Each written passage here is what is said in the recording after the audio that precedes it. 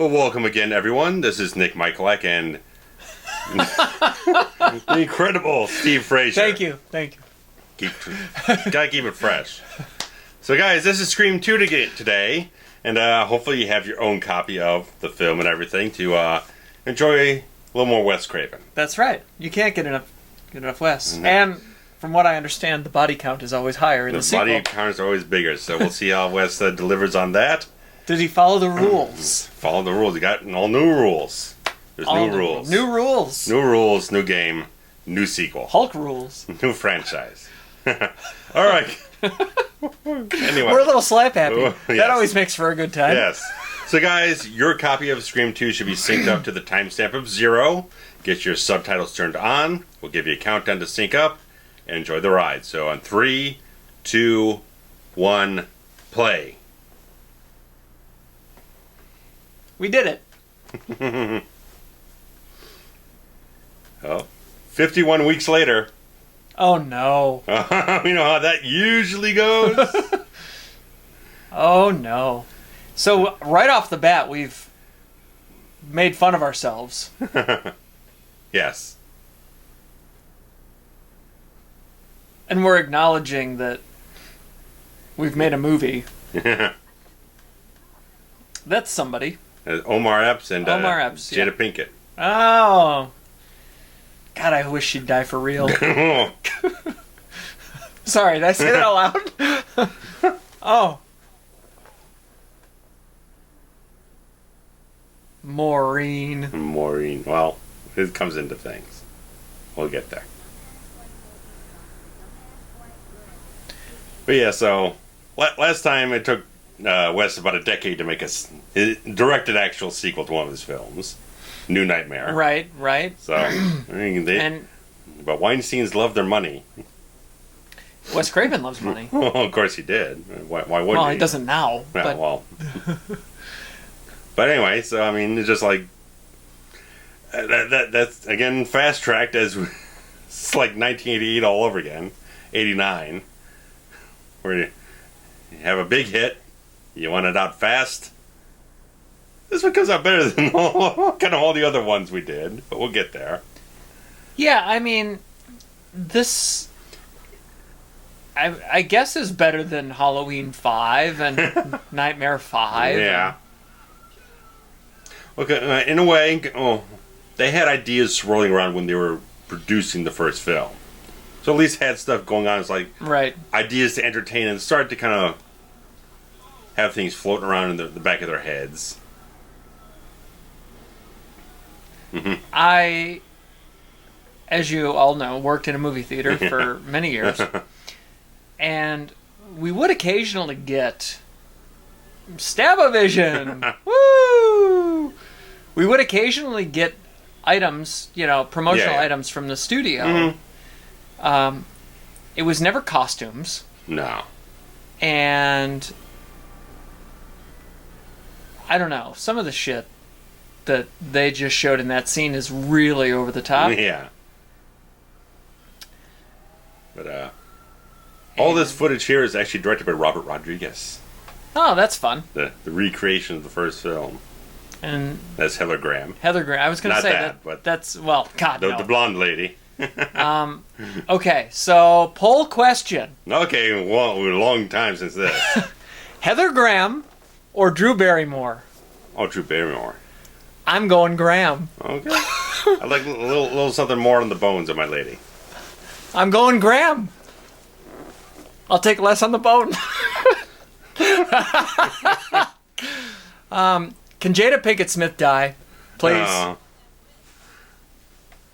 Yeah, remember when her husband got passed over for concussion or something like that? Yeah. So she's the reason. Never mind. I'm not even going into it. Her character in this movie right here. Yeah. This is not acting. This is really her. Every single thing with her is race baiting. Back to the film. I can't even stand to look at her. Yeah. Omar Epps is good though. Oh yeah, he's good stuff. Heather Graham is really good stuff. Again, Omar Epps would be in Dracula 2000. with like Gerard Butler and Christopher Plummer.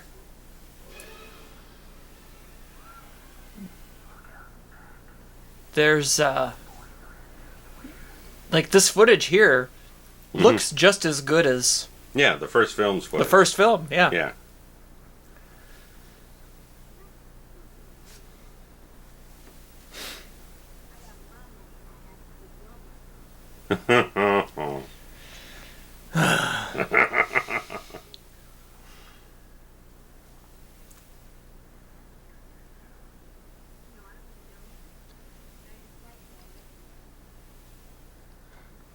I kind of like how some of the dialogue in Stab is a little bit more cheesy. A little bit, yeah.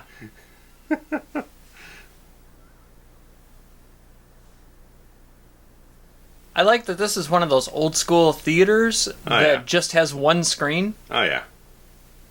Yeah, it's probably maybe not L.A. one. I'm probably shot somewhere in L.A., but who knows?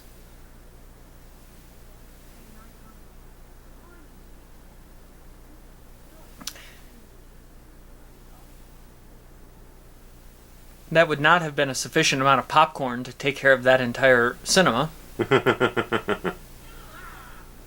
Pepsi. That's a medium popcorn? I don't know about that.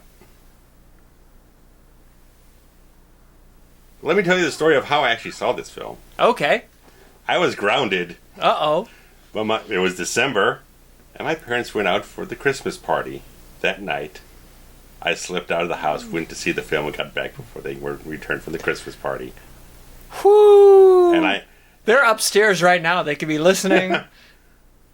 And I was 17 at the time, but they did card me. They did. Yes. And yes. 17 is the rule, right? So you were able to get in. Okay. Yes, so. Because this was December of 97. Yes. Yep. You know what else was December of 97? Titanic.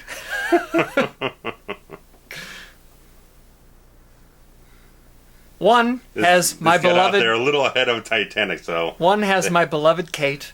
The other has Jada fucking Pinkett.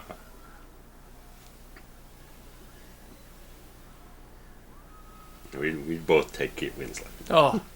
Kate Winslet is... not just because I think she's beautiful, but Kate Winslet is my favorite actress. Okay.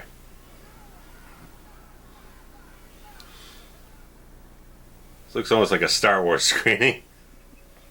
With lightsabers everywhere. I definitely worked for a couple of those. Yeah.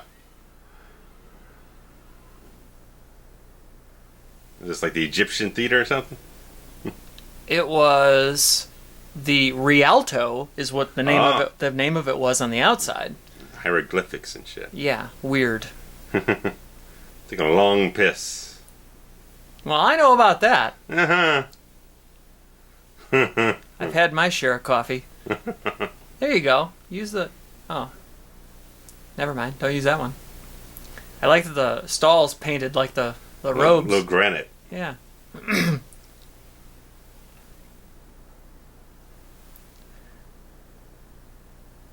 All black men look good in a brown leather coat. I don't know why. I don't know how. Shaft wore one.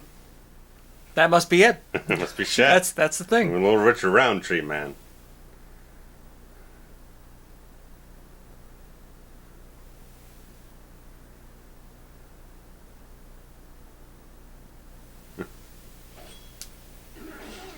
Ow. Mmm. Through the face, even. I can't even imagine how much that would hurt. Here's the wipe gag, maybe? Yeah, maybe. Not gag. But. Aesthetic. It's such a good visual.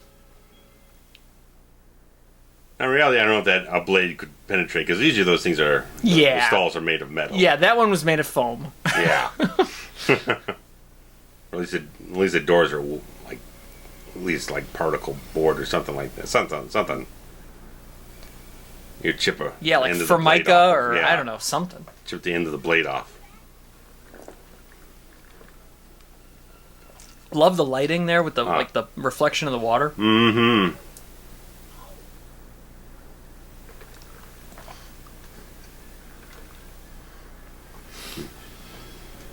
Mm-hmm. See, that's what's kind of great about that gimmick is that everybody's wearing one, so everybody could be it. Yeah. I want some popcorn. Mm-hmm. Dude, movie theater popcorn is like the best. That's why you got to pay so much. Oh, Jason Voorhees through the window.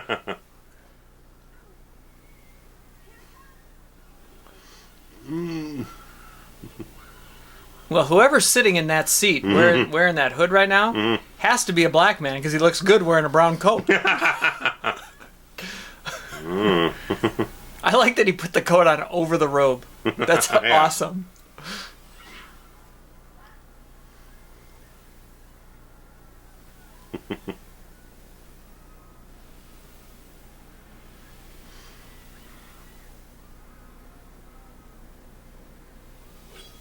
Oh, there you go.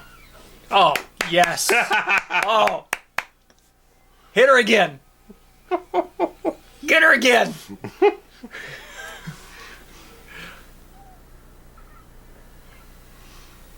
Now this is great too because everyone would assume that she's just being dramatic. Yeah. And, right.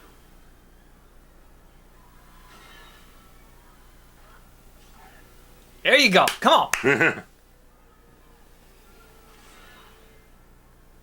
R.I.P. Heather Graham. Oh. Oh. R.I.H. Jada Pinkett.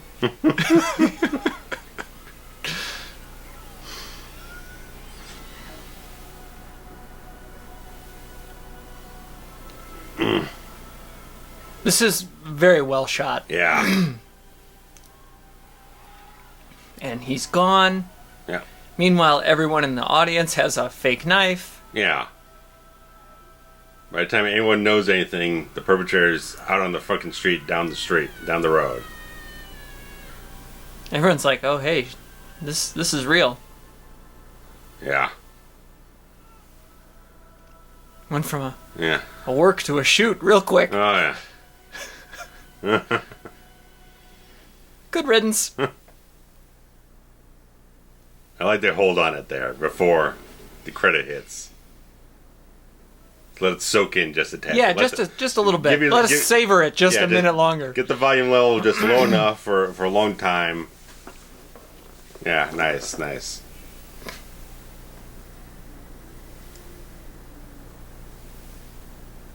And this is also a Blu-ray that we're watching. Yeah. I wasn't paying attention. Yeah. It was a little grainy there on the outside. Yeah, the Blu-rays for the first three really need a remastered job. The bit rates are real low and the scans aren't terribly great. It was still better than standard def, so. And I got it for like $6 a piece, so. Right. So, I'm not gonna cry over it. Her in any definition is fine by me. She looks great. She looks even better in this film. I like that. Like that. She's gotten used to this garbage. Yep. Again, it's probably largely Gail's fault. Right.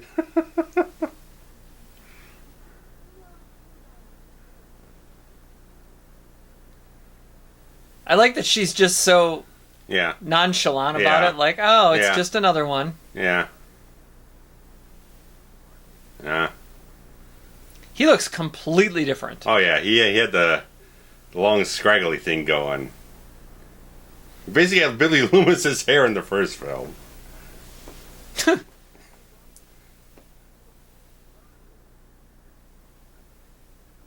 Ooh, nickel cup of coffee. Mm-hmm. I mean, you know what? Williamson wrote this one also? Or Yeah. Okay. It's a clever direction to go. Mm-hmm. You know, they didn't have to... They basically just suggested that he was innocent until the end of the last one. Yeah. And we don't have to see the whole middle. Yeah. You can just skip The either end of the book ends of the story. Right. And now he's on the press tour, getting people to know who he is. Right. And as we see later on, he's a bit of a glory hound. Yeah. And well, I mean, which you can't too much blame him for after he's been through what he's been through. But it's a progression of the character through the franchise.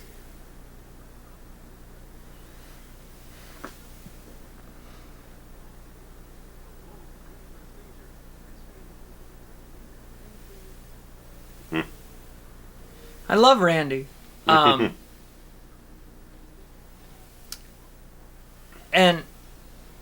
am I remembering correctly that the fact that her name was Maureen means something? Right. Well, because it's Maureen for Maureen Prescott. Then Phil Stevens. Steven is the name of Drew Barrymore's boyfriend who gets killed at the beginning of the first film. Okay. Where they hint that there's supposed to be some kind of pattern, but it doesn't end up being one. Okay.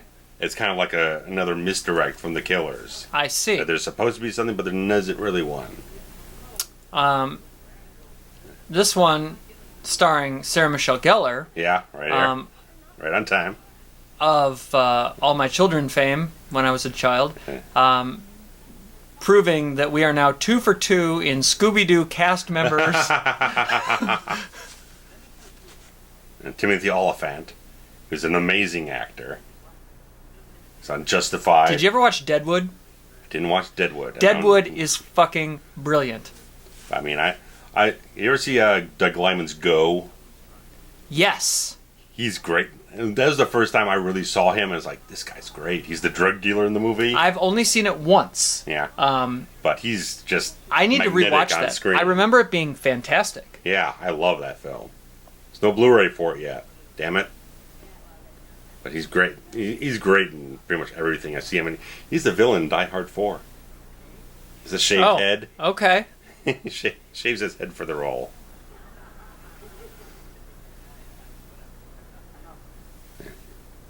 Now we're throwing out sequels. Better than the original. Okay.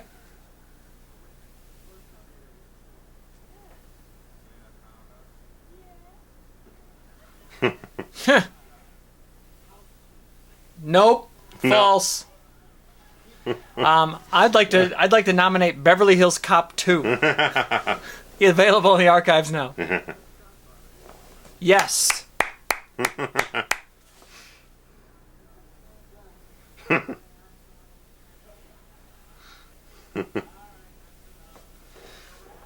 Great. I want to teach this class.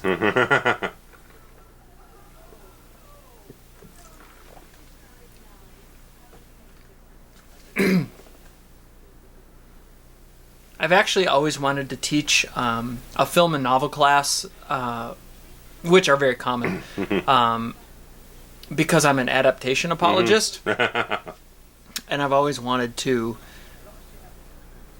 try to explain, why changes are made in certain scenarios. That's what it's called, an adaptation. Right. You take it from one medium and adapt it to work in a different one. Right. That'd be like day 1 of my class. Yes. And again, this is filmed only about a year later, but I think Jamie Kennedy hit the gym on this one. He looks a little bit more... He definitely looks like he is a couple years older from the first film. He doesn't look like a teen so much now. Agreed. Yeah. Jerry O'Connell here. From an adaptation, Stand By Me. One of the better ones, actually. a lot of the best adaptations of Stephen King stories are from the shortest original sources. Okay. With 2 of the greatest being Shawshank. Stand By Me and The Shawshank Redemption. Shawshank Redemption being like the greatest movie of all time. That short story is like under 200 pages. No, for King, that's very short. Yeah. Meanwhile, it is 1,100 pages. It's insane. Look at that hair, man. She's graduated up from the local. I'm gonna go. Yes, I'm gonna go on record and say I like this hair better. Oh yeah. There's more. She can show up on the red carpet looking like this. The highlights are a little much, but I like the cut. Yeah.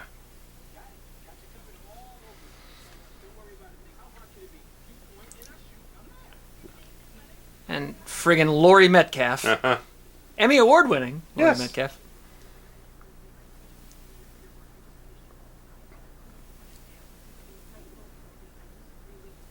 And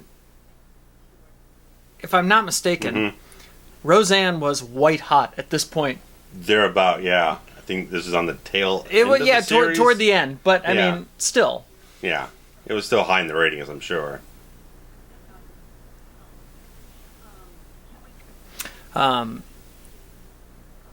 Sidebar on the show Roseanne, set in the fictitious or fictional town of Lanford, Illinois, which was based on Elgin, which is the town I live in, and it is the town of, or the show Roseanne is beloved in the town of Elgin where I live,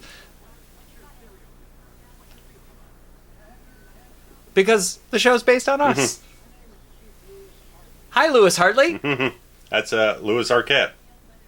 Oh, that makes sense. David's father. That makes sense. It's really nice how they have her stand out against everyone else in the crowd. Everyone's wearing kind of the boring outfits, and she looks like she's going tan and gray stuff. She's looking like a star.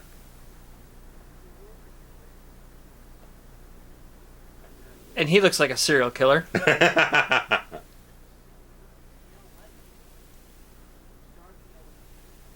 See, I never noticed that he had the video camera.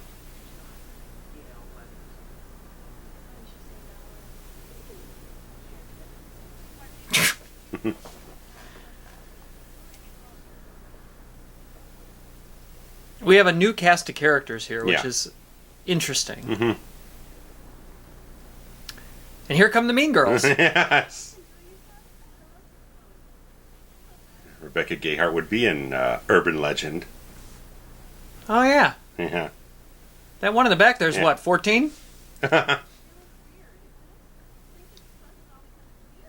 think it's like only one or two scenes she's in this film, but she is a really damn good actress. I've seen her in some really good stuff. She just brought up 6 Degrees of Kevin Bacon, which that was a thing already. I think so. It was a lot harder before IMDb. It was a lot harder in 1997. Well, too. that's what I'm saying. I think IMDb was around in 97. No, maybe not. Maybe not.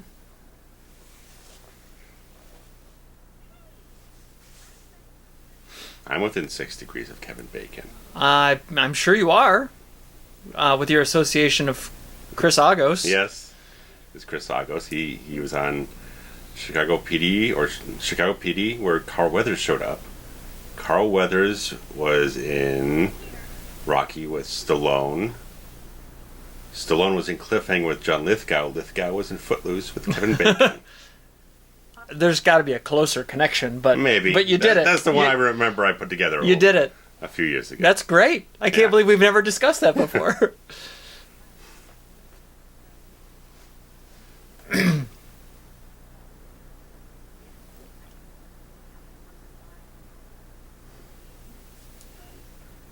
Old Dewey.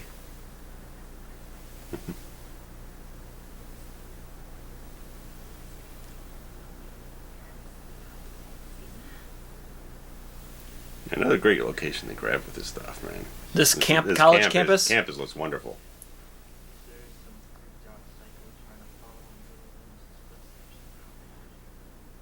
Mm-hmm. Why did Stu get no mention?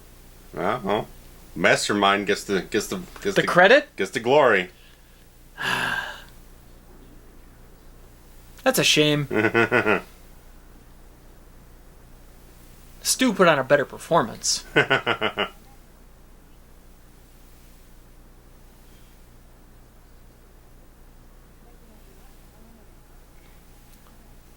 Wear less makeup would be a good start. Oh, I'm sorry. Did I say that out loud?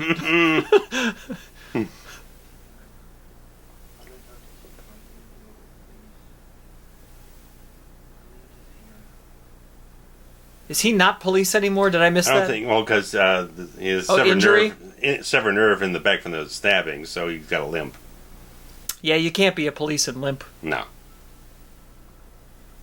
Yeah.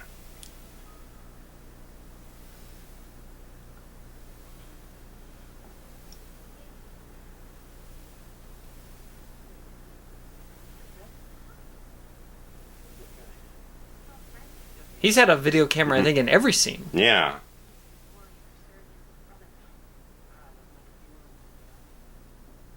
I don't know why I never retroactively put that together.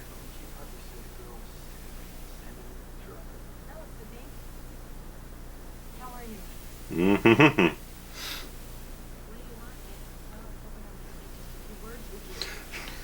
Still a bitch. This gotcha journalism. Oh. It's like cheaters. Just show up somewhere and jump out of nowhere with a camera. 2 years. Yeah.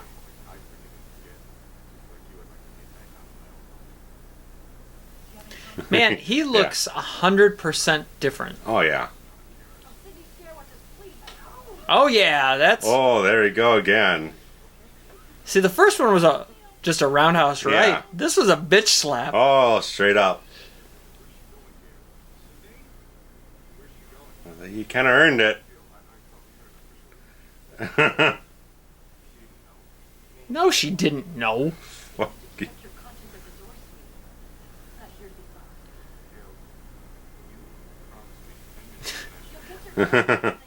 She's a bitch. Yeah. Cutthroat. She really is a great character. Yeah, again, I just love the fact that it's just like so dead set. The portrayal never softens where it doesn't need to soften. It softens around Dewey here. Right. But everything else, that's just enough to let you Courteney in. just clearly loves playing the character. She wants to be dig her nails into the character. She really likes it. She doesn't want to. She doesn't want to not make her this like evil Lois Lane of some sort. Right. Good looking geraniums we got here on the side. I was gonna say, it's interesting to see their. Oh, they got a little friction there. Well, yeah. In this one, they're not lovey-dovey. They're Oh.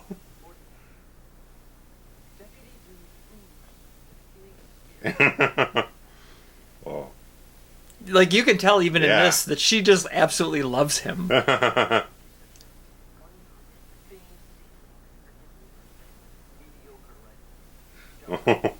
Yeah.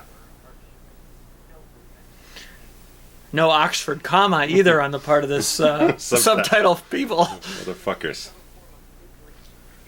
I love the bug eyes he's doing here.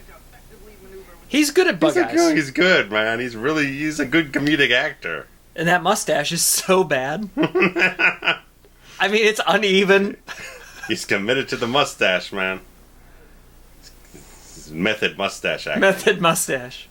Hashtag method mustache. He's got to be on Twitter somewhere. Come on. Method mustache is a great hashtag. Tell me David Arquette's on Twitter somewhere. I think he is. I'm pretty sure he is. Let's find him. Let's hashtag him. I think we gotta. I'm gonna look.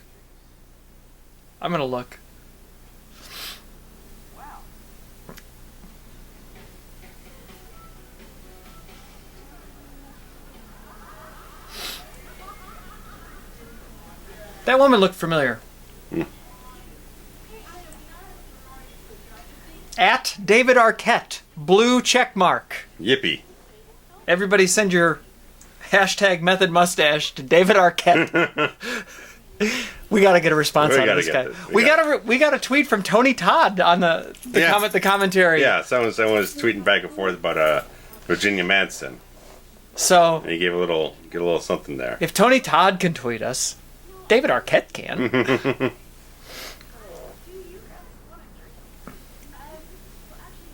She looks really familiar in the blue dress. Well, that's Rebecca Gayheart. Oh, okay. Before. Yeah.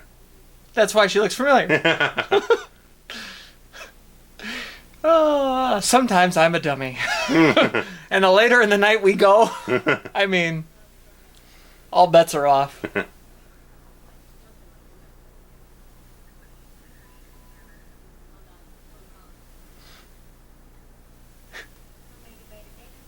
Omega, Beta, Zeta.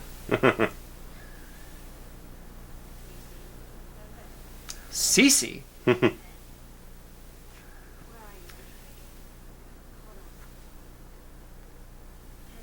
think she was already doing Buffy at the time. I think this is maybe like right before season 2. That could be. So I think it was like mid-season 97. She was a little puffier in season 1. So Puffy Buffy? Yeah. I never watched it.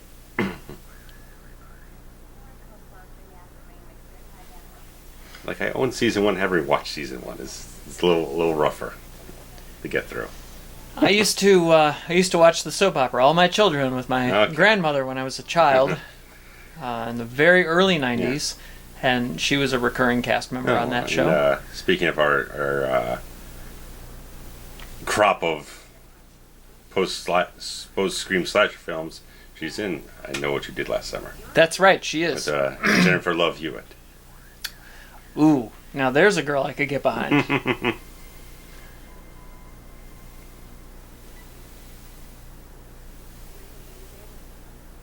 Yeah, she never did it for me. No.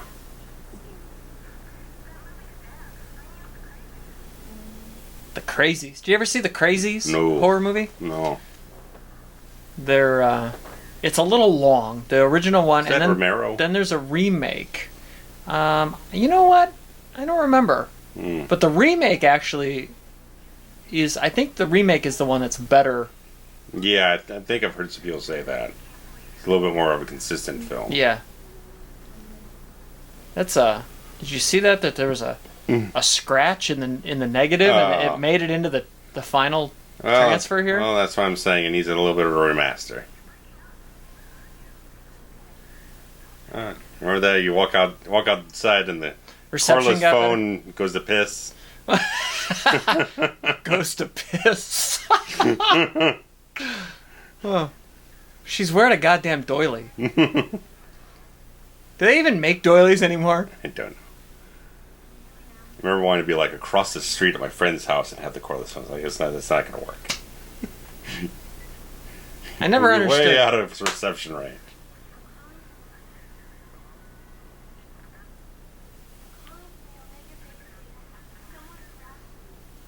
The call is coming from inside the house.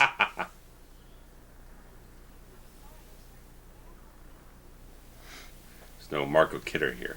No. Billy. Sloshing her way through a scene.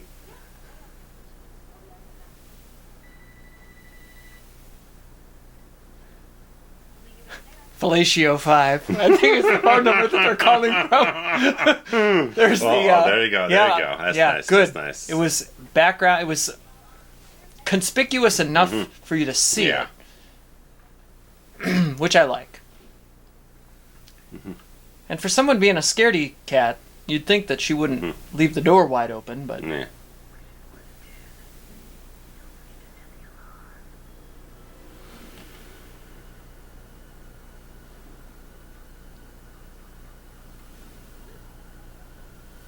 Too late. He's already in the house. Speaking of bug eyes, she's always had bug eyes.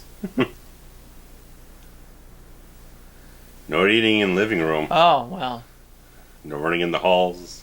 No kids allowed. Just no. Any old sign. Just big old nose all slap over the sign. Slap a sign right up on the door. Any old door. Nosferatu. My ass that she was watching Nosferatu.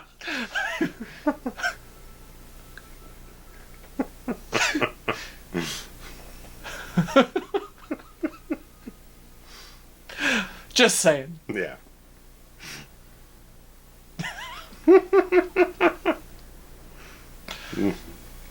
Pretty good suspense here. Yeah, yeah.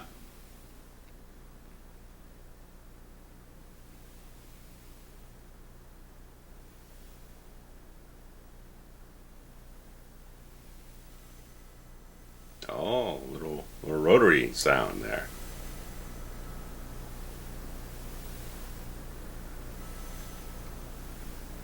Oh, the old see-through phone. Oh. Remember how popular those were? Oh, boy. You could see all the gears. And here we have a little more bumbling human killer. Hit him with the fern! Look at that tapestry on the wall. Weird. I guess this is a sorority house, so, they didn't furnish it. It's, furnished from 100 years ago.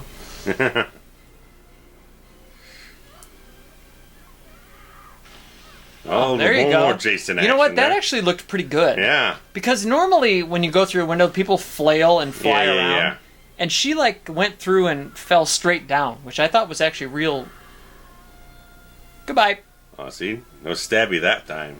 Just toss him off. No, he did. He stabbed her in the back. Oh, he did, but that's not what ultimately kills her. Oh, see, that was a bad wipe. Yeah, it was a bad wipe. Bad wipe. Oh, look at that guy. Oh, dear. Keg stand. Oh.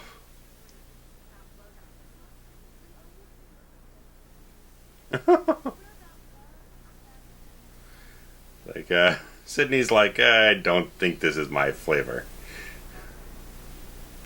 Harmonica style, they were just talking about, by the way.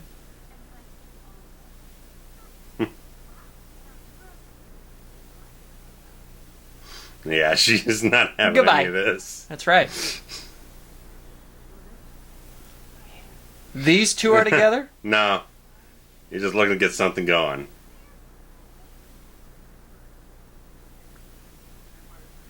Oh.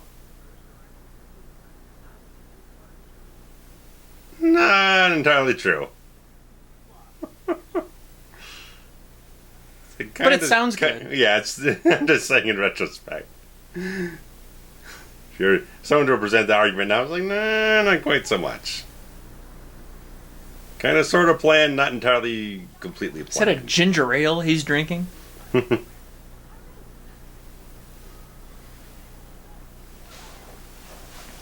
Yeah, old Daphne got it at the sorority house. We gotta.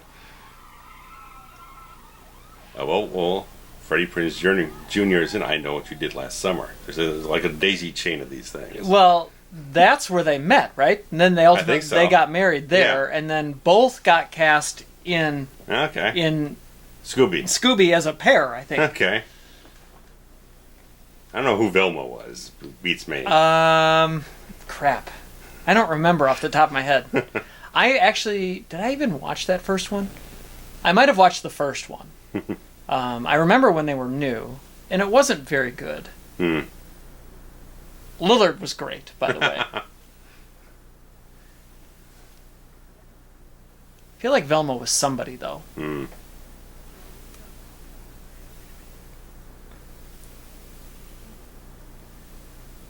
Yes. Roll credits. Got to start to happen again. Oh no! Oh no! Oh, Mark Patton is a very nice man. What if Jack Shoulder had directed Scream 2? Just imagine. Well, freezes to death. Well, I think Randy would have been gay. Oh, straight up.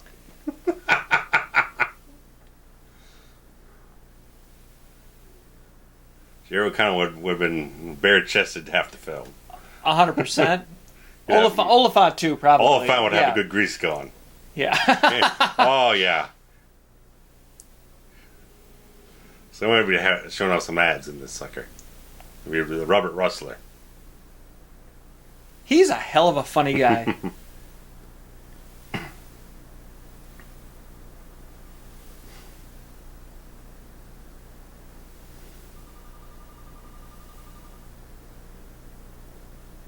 Well, it's definitely summertime because there's geraniums and lilies everywhere. Yeah, because obviously with Courteney They would have been shooting in between the season breaks of Friends, so they'd probably be shooting May, June.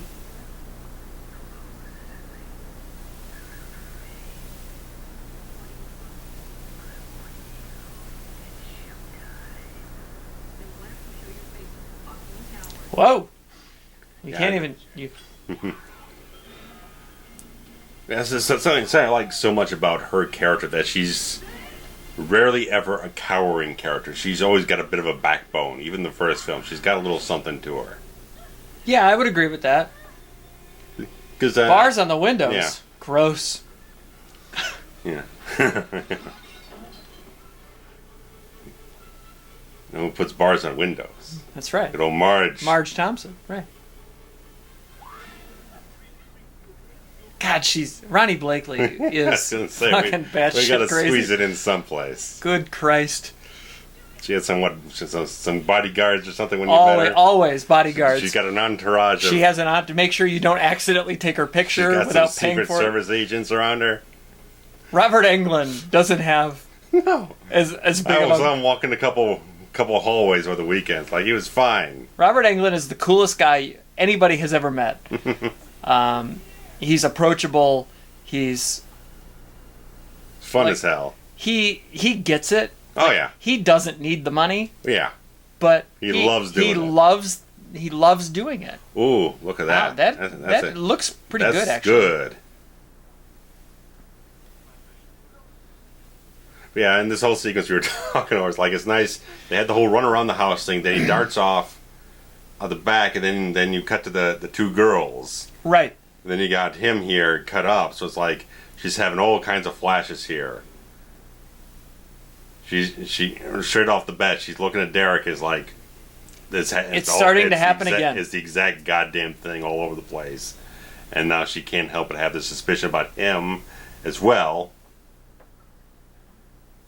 I want to go. Oh, he doesn't even look the same. Who, Olyphant? Olyphant, yeah. He looks a lot older than everyone else in the film. He looks a bit older than everyone else. Yeah, but I mean... Maybe not so much with O'Connell, but... From then till now... When you have him in the same classroom scene as Kennedy, they look about 5 years apart. Maybe it's that haircut. He looks closer to 30. The Christian Slater haircut there. Well, yeah.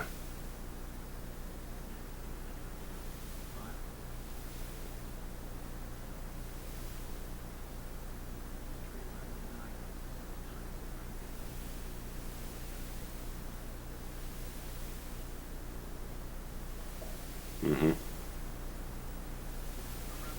That was good. Yeah. That was some great facial acting. Eye acting. Eyes. All about the eyes.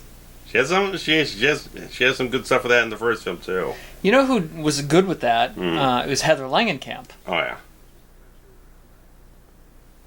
You can play a lot with the eyes, man. It shows the wheels turning.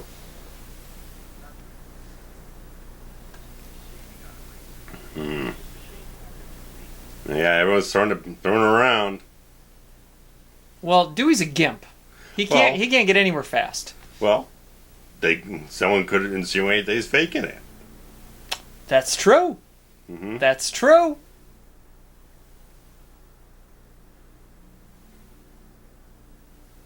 It's like Verpelkind. Oh! Spoiler alert. The town changed cop cars in 2 years. Unless it's a different town. Oh, it's a different town. Excuse me.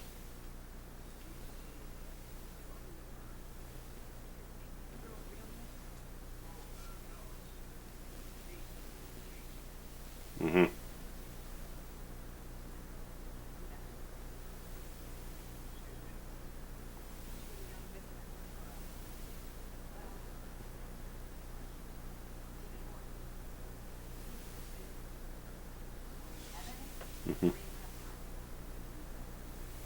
So, if this is a diversionary tactic, it's trying a little too hard, in my opinion. It's a little bit. It's setting up too strongly, in my opinion. Right. Because I'm sitting here thinking, it's like, Is it saying that they intended to do with the screenplay and decided not to do it after they already set it in place? Or is it saying they... I don't recall if they actually address it by the end of the film. If they say it's like they set it up and... as if the killers intentionally set up a diversion. I just feel like if it is a diversion... like, it has to be part of the story in some way. It has to misdirect you towards the ends of... oh, you think it's going to be this person's next, but it actually ends up being this person because they were swerving you the whole time. So I don't really think it... right, like... even if it's addressed later on, they don't really work it into the direction of the narrative. Right, like what... if the intention was to have the cops think that it was... yeah. What is the payoff of that? Right. Like, what... where do you go? Right, because none of these characters who have been killed are really anything tied towards Sydney, and they don't have a aside from the boyfriend girlfriend the first, they don't have any relation to Geller's character. So there's nowhere for the cops to really kind of weave around to figure out, okay, what would be next. Right, there's no dots to connect. Because the next person in the line of things who get killed would be the principal from the first film. He's the next person who dies after Drew Barrymore. Oh, because they actually are... the names go in order. Right. Oh. Right. Maureen dies, and then a year later it's Steve, at Casey's boyfriend, house. and then Casey gets killed after Steve. Then the next person after that is the principal. The principal was next? Right. Okay. Well, because we had the chase around the... no, I remember the Sydney's scene. Place. Well, I'm just saying, yeah. We had some scenes there that were where the Ghostface shows up, but no one gets killed until the principal, but we never get the principal's first name. Right.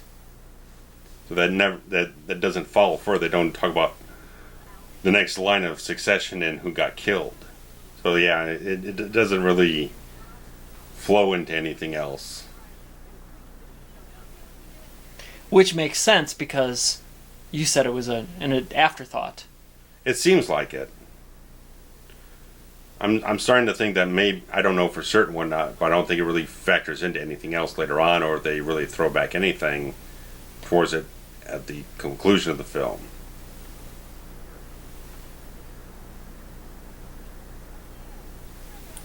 The goddamn Pepsi.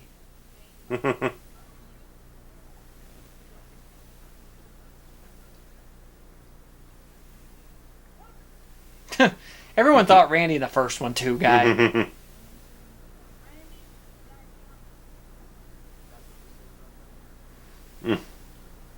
I don't think they actually said that about Dahmer. You know what's worse than Pepsi? Fucking Diet Pepsi.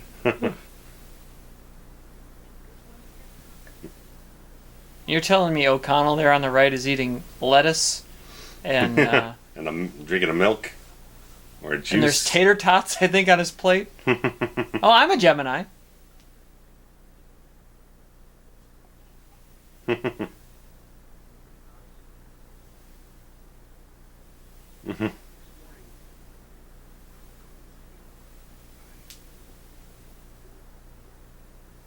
And this is a college setting, right? Yeah. So, I would argue that it's fine that people look to be different ages. Yeah. The reference doesn't entirely fit because it's a different song. In Tom Cruise, he sings Righteous Brothers. Can't Stop This Lovin' Feeling?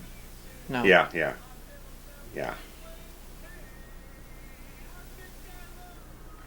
So this is Partridge Family. That's true. Not Righteous Brothers. Yeah, You've Lost That Lovin' Feeling is the one they do in Top Gun. But this song fits more with what he's trying to say, that I love you. I've lost that loving feeling doesn't really fit. Yeah. When you're trying to tell the girl, hey, you're the love of my life. Oliphant, leading the charge here with that the hip dancing. I got a friend that dances like that. He's a dummy.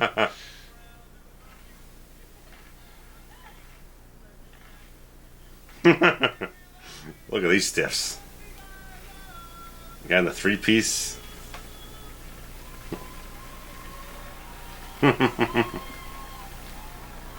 He looks pretty old too. Yeah. Could just be his, because he's tall and he's... Yeah. Yeah, I can... Are we going to get an age check on all these men? Might as well.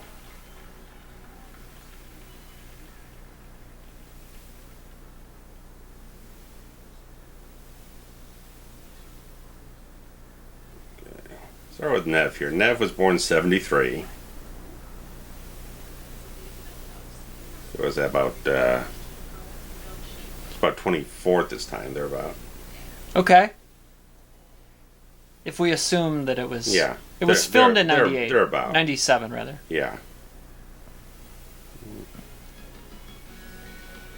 And here we have our big kissy.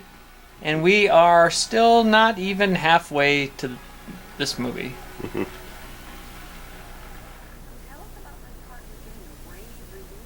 That's, Tori Spelling. no, I meant the other gal. Mary Hart. Okay. Right? But it's funny because... Entertainment Tonight? Because in the first film, Sidney says if they made a biopic of my life story, it'd probably be Tori Spelling. Oh, okay. Because obviously she wasn't revered as a very good actress. Right. Credits are all in a very strange order. It's taken me a while. Olyphant, 68. So he's and here's Luke Wilson. Yeah. So Olyphant, playing Johnny Depp. Yeah. So Olyphant's 5 years older than Neve. Really? Kennedy is only... He's 19... So Kennedy's only 2 years younger than Olyphant, and O'Connell was born in 74, so he's... Younger than Neve. So, goes to show. Olyphant was born in 69? 68. 68? Yeah. Fuck me. So I was about right. He looks about 5 years older Yeah. than some of these folks. Here's our rules. Sequel rules. Baskin Robbins. Perfectly turned so that the logo is right at the camera. Yes. Body count is always bigger, so I have my DVD box set, which comes with this nice little pamphlet that gives me the entire body count of the whole film. And so in the first film, the body count was at total of, once I find the page, I think 4. There were 6 kills in the first film. Well, that includes Maureen Prescott, which doesn't really count. No. So we're talking about 5. 5. Including the killers at the end. Okay. So, this one lists a total of, that's 10, right? That's 10. That's a tenner. That's double digits, pal. Again, that includes our We stopped reading the rules, because... Yes, that includes our perpetrators, so... Hey, Randy calls Olyphant's character the freaky Tarantino film student. Because I'm sure there were plenty of them at that time. Oh, 100%. It's like one in every class. This movie... Let's see, this was 97? Yeah. So we are... just before Jackie Brown. That's right. Jackie Brown was Christmas Day, 97. Which, it's crazy to think back that was only his... He's bad for your teeth. I love that line. That's great. It was only his third movie, really, at this point. Like his third director.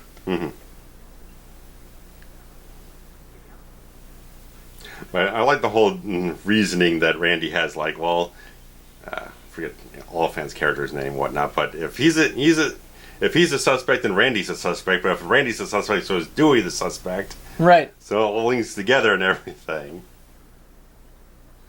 But like he's throwing the shade on Gale now, and then he's defending Gale because he's still smitten despite being upset. The love scar. I like his outfit. The green on the print there. Yeah. It works for him. It works for him. Yeah. It works for him. He's got the little half goatee thing majigger going on. That looks right. His shirt matched his eyes, which I like.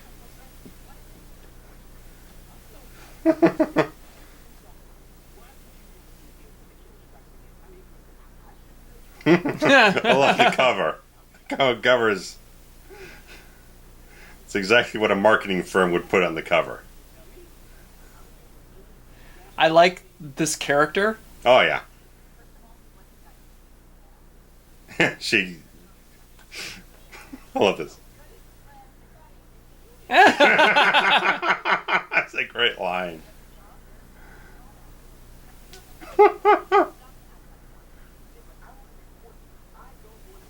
Yeah, it's great, man.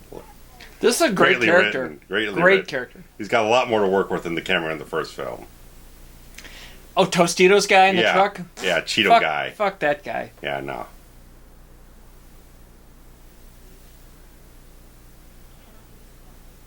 It's like, hey, this ain't fucking Rwanda. This ain't fucking Beirut. I ain't fucking... Right. I'm not Bob Woodward here. Bob Woodward. I don't know who the hot wartime journalist would be in the 90s. Wartime journalist. So whoever's out in the Gulf War or whatnot. There we go. David Warner here, wasted in this film. This phenomenal character actor gets like one scene. Not totally wasted. The scene adds something to Sidney's character, but I just feel you have David Warner, you use him for like the whole film. Right. Give him a major role. Yeah. It's like one of my favorite character actors. Yeah. Everyone has blue eyes in this movie. She's got brown. Well, just aren't I a fucking liar then? Yeah, look at those.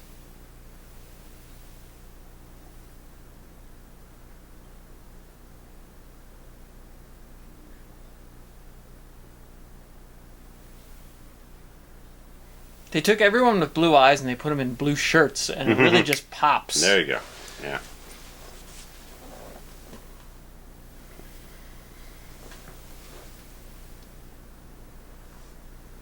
Well, we're almost to our mid. We should be at our midpoint here, but I'm waiting for a solid pivotal turn. Yeah, something there.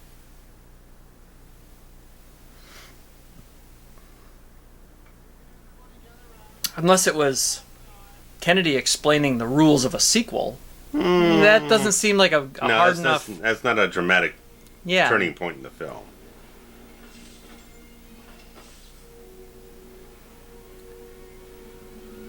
This is dramatic. That's scary as shit. It's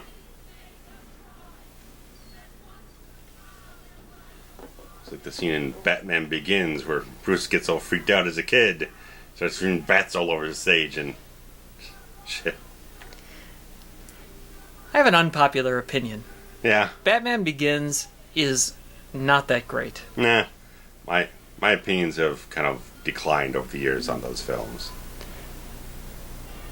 I still feel pretty strongly about The Dark Knight. The Dark Knight Rises I thought was terrible. You and I both. You wouldn't believe how angry I was leaving the theater after that thing concluded. So I never did a review on that film. I can't do that. Before I did all the stuff on the channel, this is when I was doing written reviews, but yeah, no. I gotta take the weekend off here. These masks are really creepy.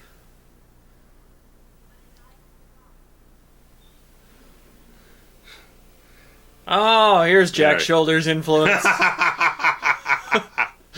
I knew he was on set. He needs a little more oil going on, man. A little sweat.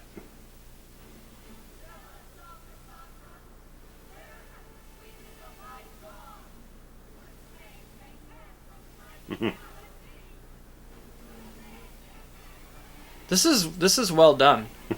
Yeah. The quick edits, the fact that one of them was wearing... Oh, that one was wearing the ghostface. Yeah, they are putting a few of them in there. And the flashes, the quick cuts, it's nice because it's playing on...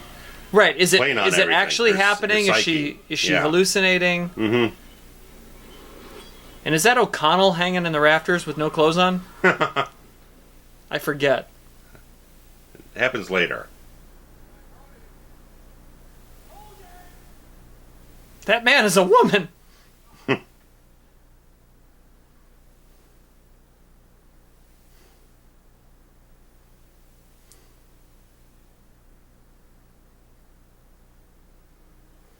This is good, because it creates the doubt that she actually is going crazy, or...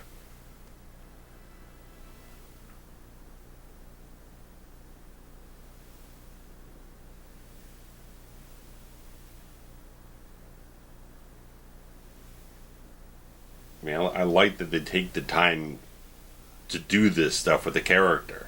Because a lot of slasher films don't take that kind of time. They're just kind of interested in... Well, have some fun character stuff here and there, but they don't have these kinds of conflicts for the main character. And this is kind of a very similar situation. Mm-hmm. Yeah, and he's right there. He's got a little bit of that look from Billy Loomis, and he's got that kind of lean in, kind of aggressive. Aggressive, trust me. Yeah. He had the kind of that strong stare or whatnot. It felt a little bit reminiscent. Blue eyes, blue shirt. Yeah. Well, it's a good wardrobe department. Yeah.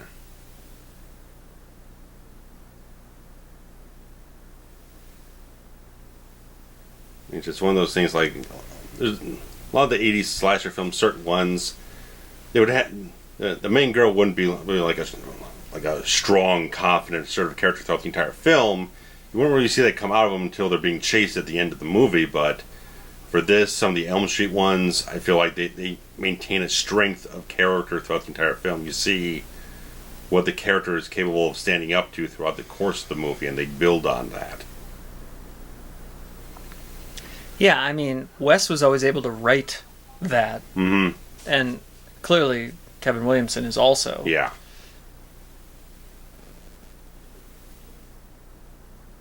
I can't even imagine sitting under the learning tree with Wes Craven. Oh. You know? I'm sure he could talk for hours. I mean, I don't know if I think he might have taught some classes here and there. I'm sure he probably did. Because he did go to Wheaton College for a hot minute or two. Really? Yeah, which is about 20 minutes from here? From here. Yeah. So again, we've got the pattern scenario. Yeah.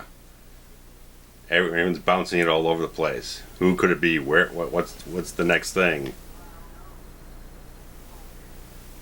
Wow. Oh, he's acting like a little...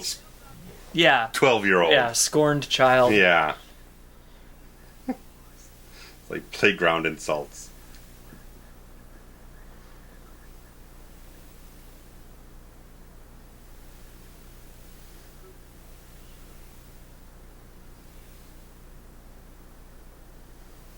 Mm-hmm. And at this point, you can't even say, oh, well, I guess that means it's none of these three, because the first movie taught us that it could be two people. Yeah. Which is fucking brilliant. Yes.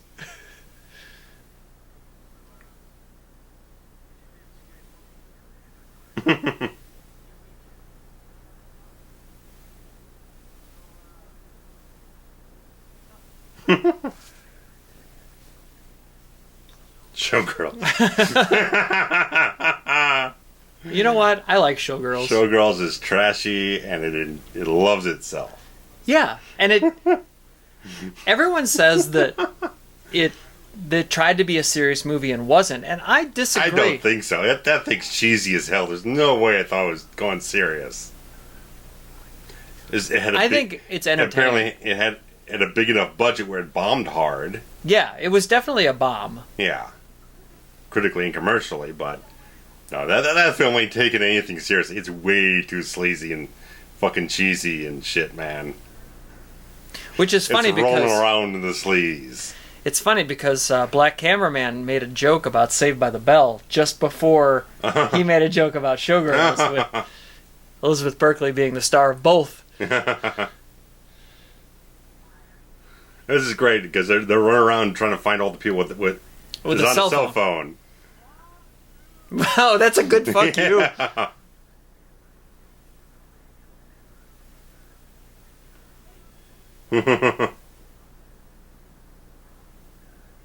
That guy's a Jew. Needs to let that thing breathe. Yeah, oh yeah, it's got to grow out more. Yeah, man. give me another 3-4 inches. Yeah, said every woman. Get up to the Shelley levels of Friday 3.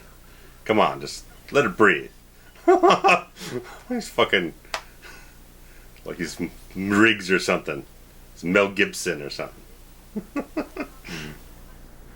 He's diving off the top rope. There you go.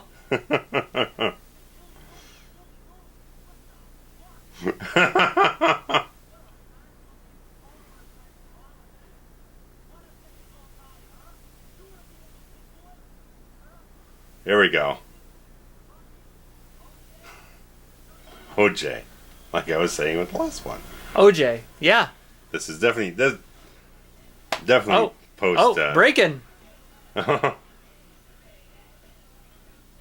Oh no, not Randy. Yeah. Randy's one of the best things about this movie. But again, it goes back to the first film where you set it up from the Drew Barrymore thing. No one established an error that nobody's safe. Well, you kind of assume that anyone who survives the first one is probably going to bite it in the second one. Yeah. You know, I mean, look at Dream Master. Yeah. Too. Nancy Thompson. Yeah. Friday Part 2. Dunkin' Donuts. Or if you're Tommy Jarvis, you just change actors every time. That's right.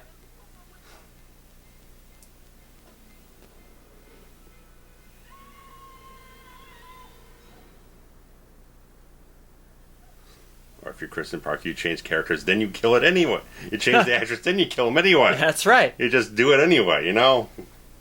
2-for-1 sale. Danielle Harris. Right, I'm telling you. She got, we recast you, then you kill her. At least Danielle made it through 2 films alive. Jamie Lee Curtis survived. Well, they have to reboot the continuity every time to make her alive again. You don't get to do this Star Trek time travel reboot nonsense.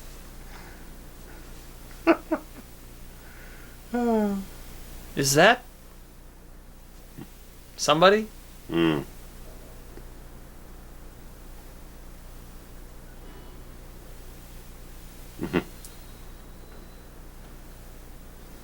I like that these 2 Secret Service guys. Yeah.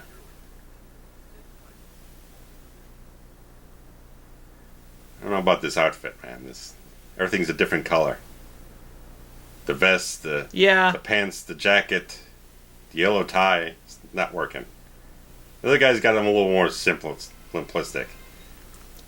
I definitely like the different colored shirt, vest, tie. Like I've done that. Mm.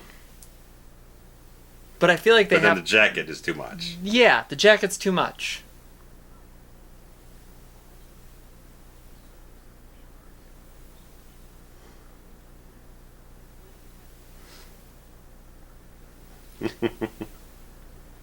Liev Schreiber doesn't open his mouth when he talks. He's a mumbler. He is kind of a mumbler. And he's got a deep voice. Oh, yeah.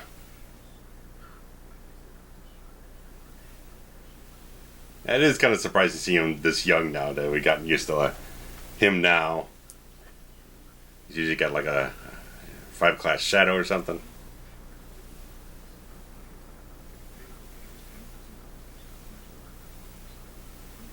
$900 of them. Call Gene Okerlund. 900-909-9900. Yes. You got like a quarter. Children, get your parents' permission. Well, he made bank on that. He did. He made like 25% of that hotline. Yeah, he made millions of dollars on that. You know, they made a lot of people rich, and then they just went out of business because they made everybody rich. Well, all right, we won't go into that. He's definitely a celebrity hound at this point. Oh yeah, I mean, you can see the beginnings of wanting to just like go out in press and get his story out there and get who he is in the public eye to make sure people don't look at him like when Billy Loomis was released from custody in the last film and kind of looking at him like he's still a fucking maniac. Right. But now he wants a big payday. He wants to be a He celebrity. wants Diane Sawyer. Yeah, he wants that. He wants to be on Dateline or something. Diane Sawyer was, I mean, right there, tippy top. Yeah. And Barbara Walters those were probably the two. Mm-hmm.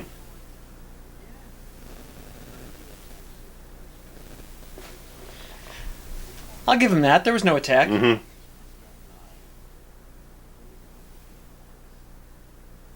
Mm-hmm.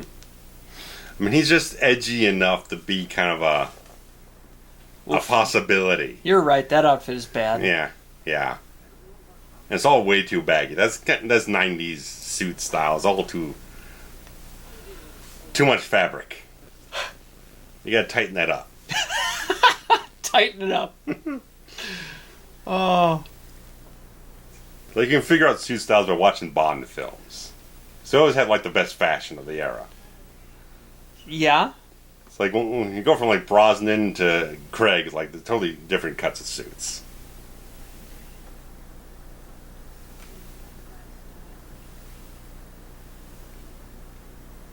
This gal pisses me off. The roommate.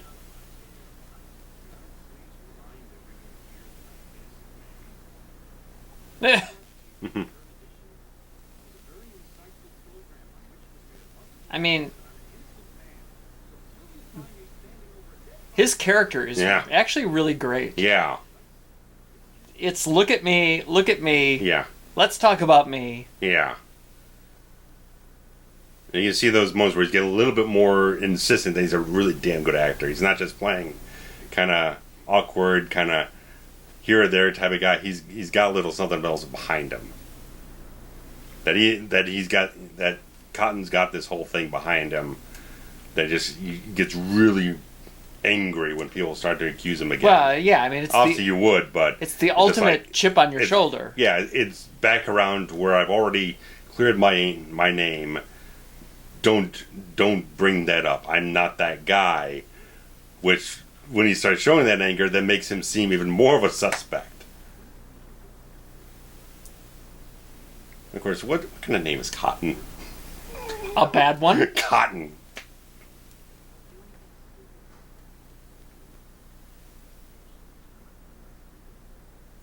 This is really silly in the next film. When he's got the TV show. The next film is next level bad. Yeah. What's it like? In the next film, his show is called 100% Cotton. That's actually pretty clever. Because it's 100% about him, I'm sure. It's all about him. Right. 100%.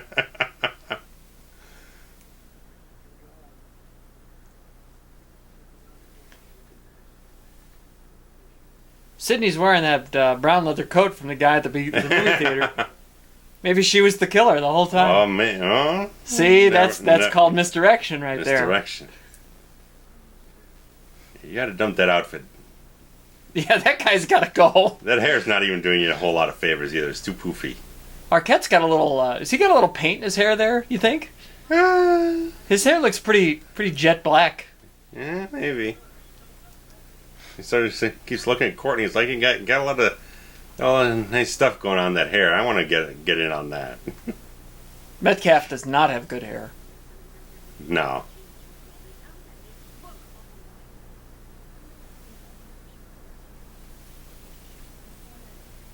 Local Woman is the biggest put down. It really is. It's so good. I mean, oh, that's such an insult. No. Because Gail is a fucking superstar. Local Woman's the gum under your foot. He's getting the fuck out of here.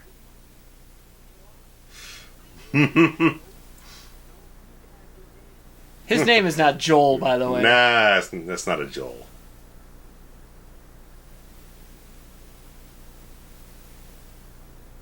Yeah, he's got a taxi waiting for him, man. He ain't wasting no goddamn time, man. Taxi, even. I'm going back to L.A., man. I like Joel. if that is his name. Now, here we go. This is her, like... Being an actress? Being an actress, being a goddamn human being for once, in terms of Gale. Well, there's a camera right down there at your feet. That's right. And there's a news van behind you.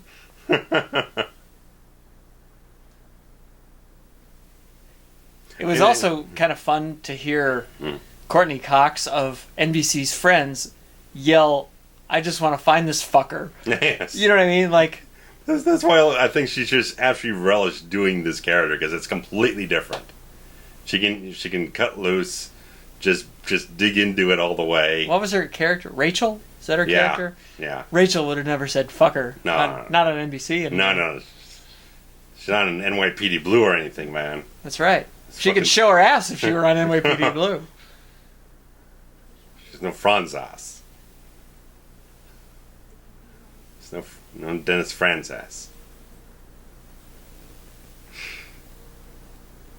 Uh-oh.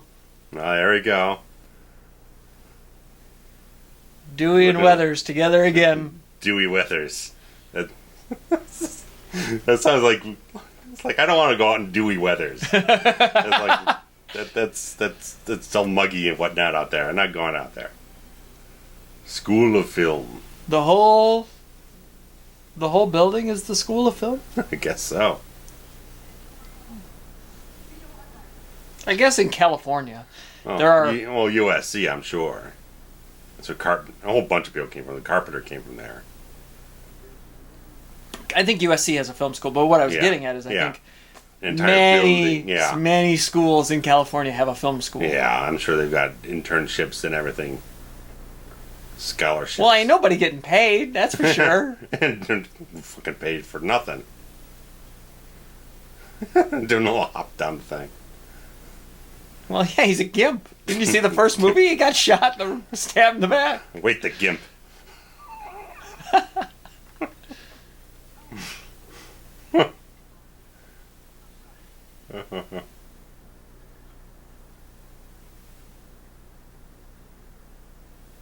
Oh. Aww. Love your eyes. He's got something going on up there. His hair's a little kind of... He's got a grease going. Yeah, he's sweaty. Yeah, but I think it's a dye job. Yeah. Something. It doesn't look as dark here as it did in the last scene. Might be lighting.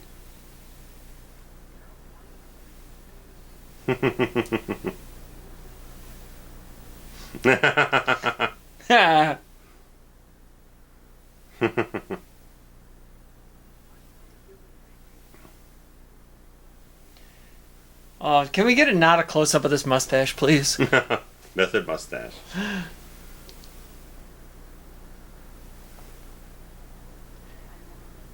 Are those the same earrings she was wearing in the last movie?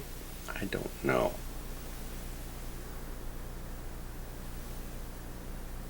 Mm-hmm. Oh, let's get it on. Oh. Cute the Marvin Gaye. Oh. In the film school where everybody could watch and record it. Yeah. This is pre-cell phone, but you're in film school. Yeah.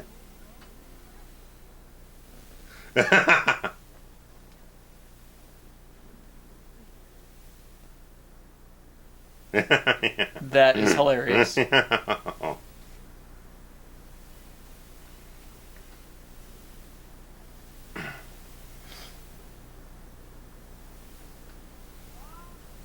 That's a great fuck you. Yeah.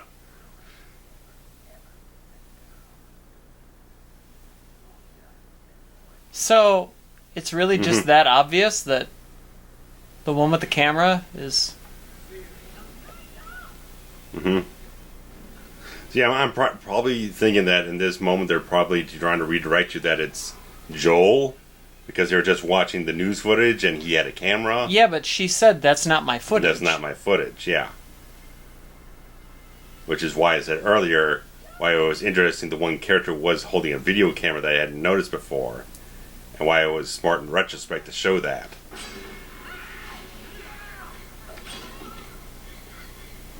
And he claimed he was making a documentary. Mm-hmm. Ow. I really... The stair falls are... Yeah, they're the worst. Worst ones to take. There's no easy way. No running in the hallway.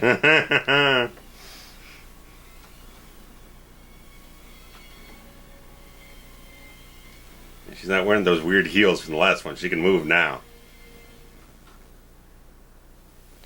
Oh, is this where she goes into the sound booth? Yeah. Yeah. This is good. This whole sequence is good. This is a good sequence right here. Mm-hmm.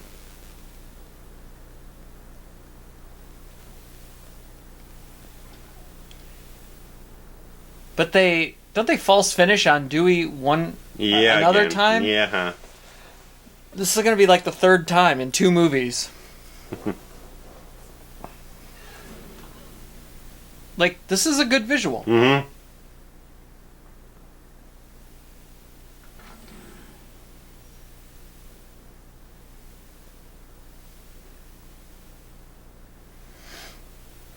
I always got a kick out of that sound batting.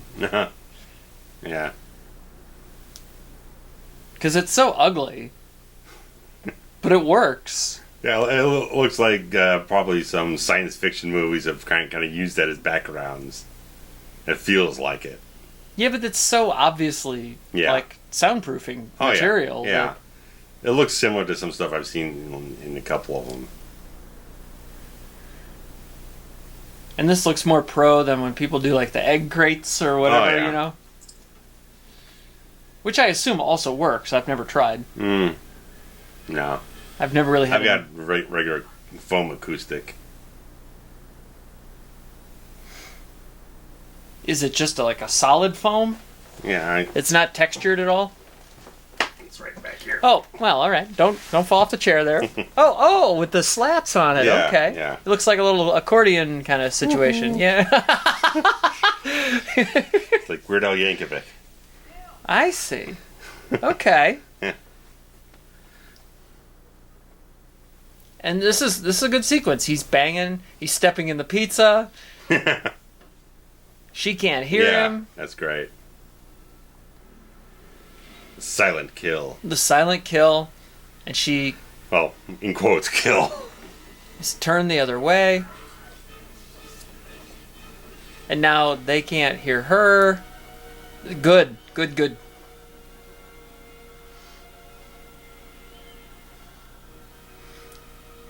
But Dewey might be in on it still, is what we've learned. Right. It could be. You never know. Because they pulled that in the first film. That's right.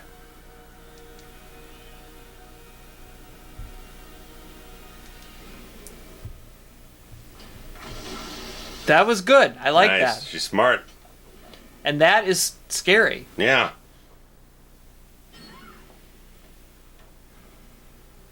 This is...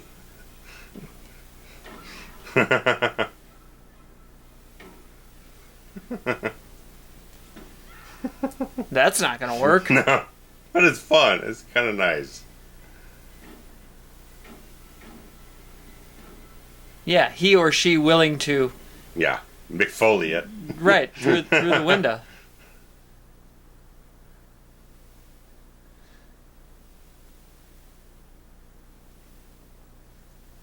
Well done. Mm-hmm.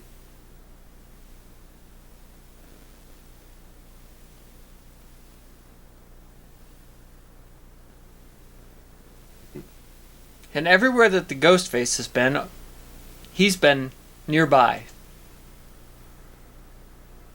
Yeah. Stand By Me has. Yes. I'll get to something when we get to the end, because apparently the ending of the film leaked out ahead of time and they had to change it. Oh, really? Yeah. She's been wearing that same coat this entire show. Yeah, And Bad Suit has been wearing the same bad outfit. I can just shake my head, just like, it's not working, man. It's not working.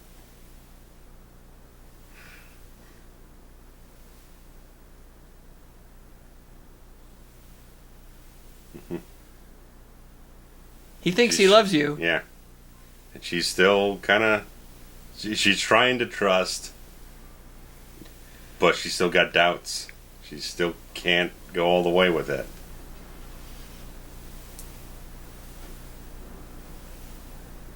Oh, like the just happenstance of the reflection.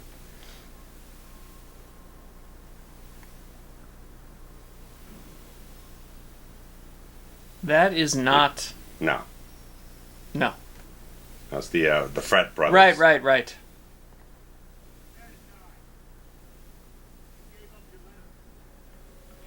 Yeah. Strip him nude and spank him. Jack Shoulder style. That's a thing, right? With frat boys? Yeah, well, it's close enough to that. Let's take his pants off and spank him. Oh. Or pour a beer down his dick. Oh, it's cold. I don't know what's worse. Cold on your dick or hot on your dick. Oof. I've had hot. Oof.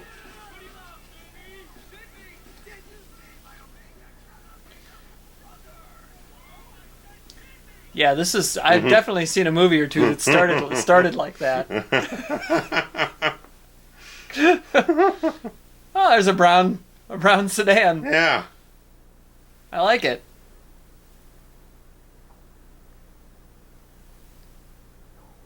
Two nondescript cops. Yeah.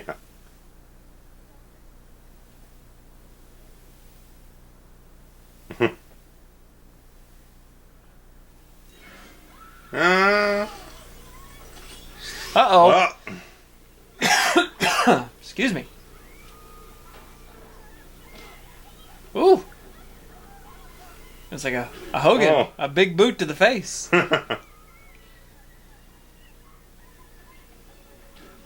Can't get out of the cop car. No. That's the whole point. That's what you get for wearing that suit.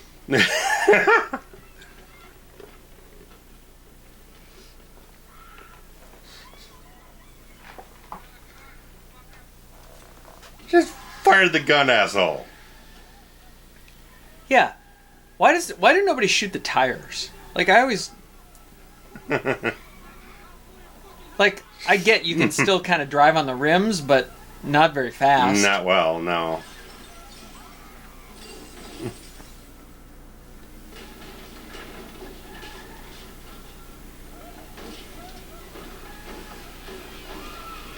This actually becomes... Oh! Ooh, girl! That is really good. Oh. That looks like it can be special. Kurtzman and all of them guys. Oh. That was the best one so far. Oh, straight up. I think maybe between both movies. Oh, yeah. Like Randy says, it's got to be more elaborate. It's definitely been that. It's not just stab kills. I think this whole sequence right here is actually really well done. Absolutely.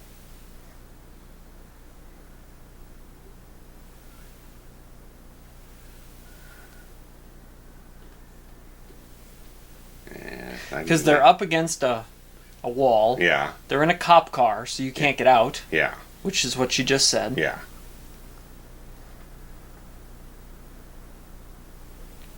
Lucky for her, that pipe went through that man's brains, but also through the cage mesh netting. Yeah. Which is so easy to come off now. Look how easy it is to rip this shit right off a cop car. Like it's made of plastic. Yeah. Yeah, we've always seen the sequence of someone having to just like step over the body of the unconscious killer that comes up in the Halloween, Friday movies, whatnot. But this whole sequence is like the pinnacle thing. Because not just stepping over, you had to climb over it and escape the car. Right. And there's still someone behind you to do that.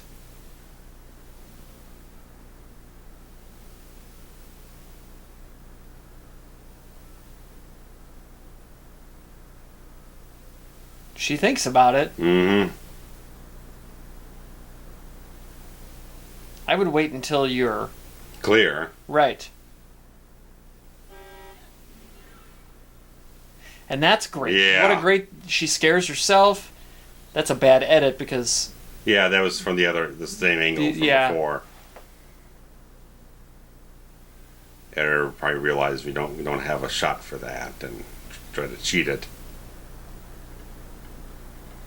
And now it's jammed. Door's jammed. So it's almost made it, then didn't, and now almost made it, and now didn't, and... Now you gotta climb out the broken window. Now you gotta go the third option.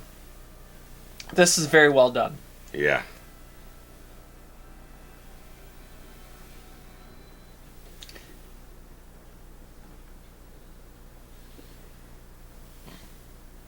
Just break the window!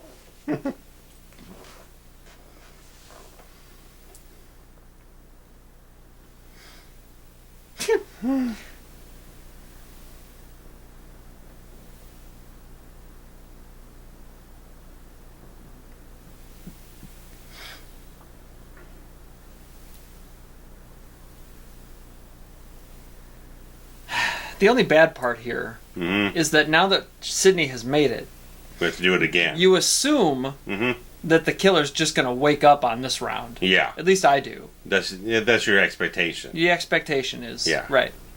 But at least they play this one faster. They do. Yeah, so that's the good and then thing. They swerve They're not you. milking it. They swerve you, though. Yeah. Like, by not doing it. Yeah. Which is the same thing they did in the first film, like I said. They take your expectation, kind of pull it back from there, and then they turn you towards... They ramp it up another again, one. and then you're like, oh, wait, no, never mind. Yeah. And then, boom, something else happens, and you're like, wait. Yeah. Like, she's got to know who the hell it is.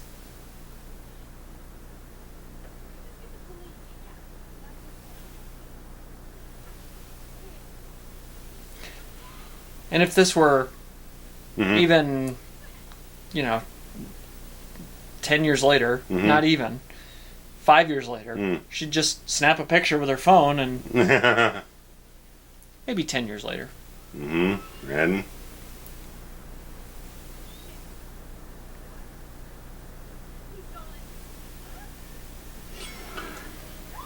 what? Yeah. That felt like an MPA cut. Yeah, because you could hear things happening. Yeah. It happened off screen.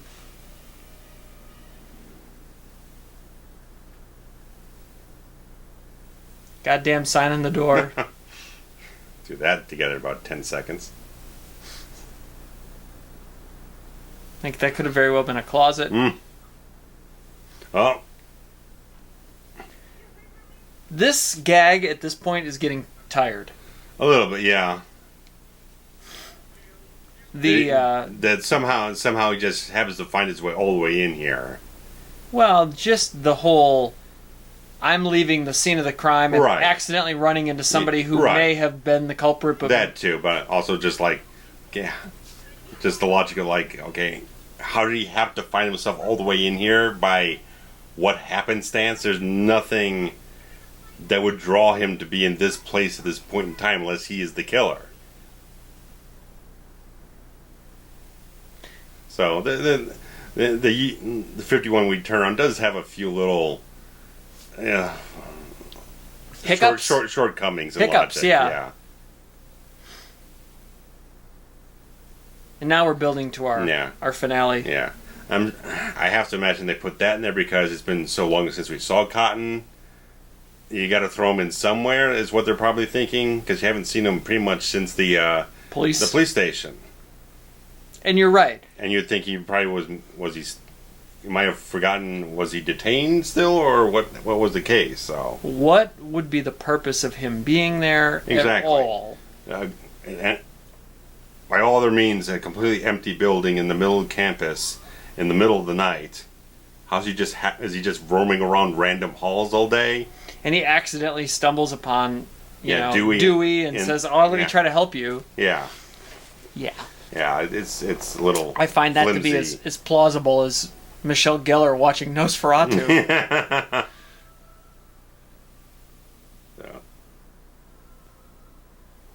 So we're about to get up to our altered ending, which I'll hit on once we get our reveal. I do like the giant pots in the front with the sticks coming out. I think that's cool. My mom would put that in her house.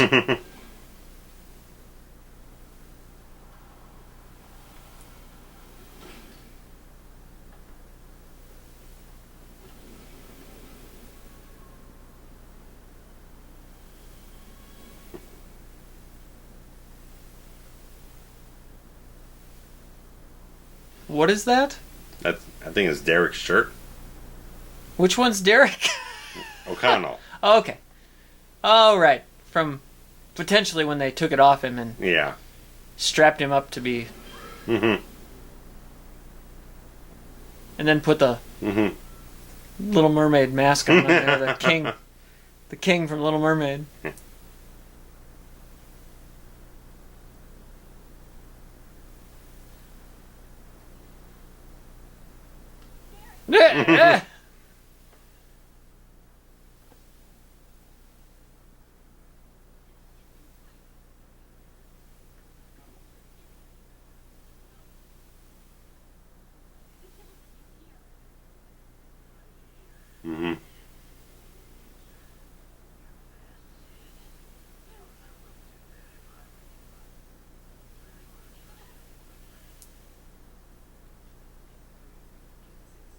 Why does the killer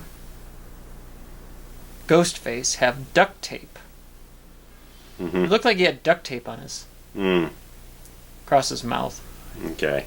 Well, I don't know.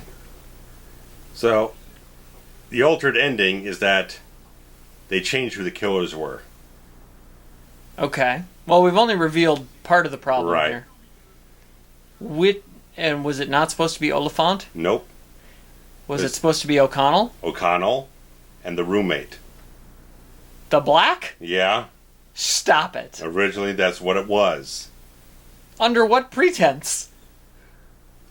Natural-born killers. They wanted to be famous. Bonnie and Clyde style. Well, that's not bad. Okay. Which is basically the exact same motivation he has. Yeah. He wants a big trial. He wants to become a celebrity. Basically, he always wants what Cotton Weary didn't want. He pretty much wants to be Cotton Weary, essentially.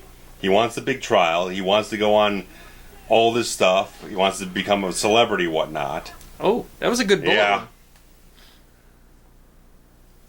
And if that was a squib, then that's a real reaction because that shit hurts from what I understand. But I think also... I'll wait till we get to it. Okay.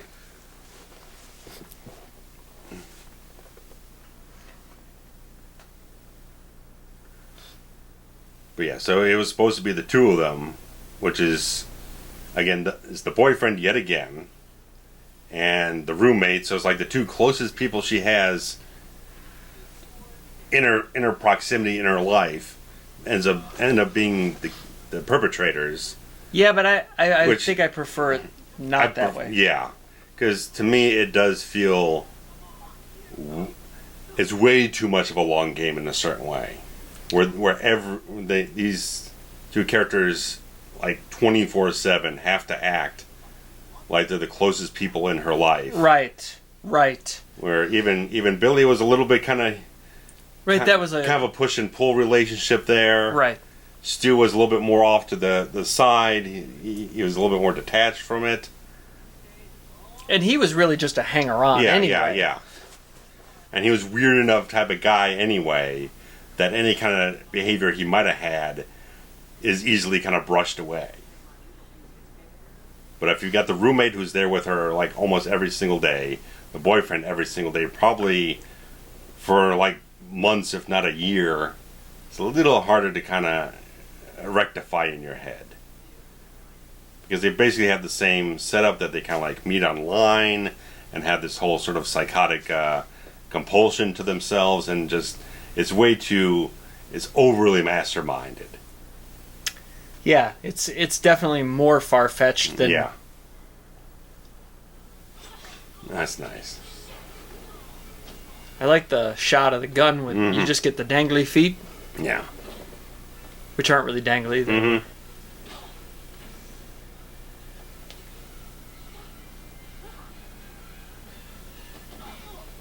This quick editing is making me, like...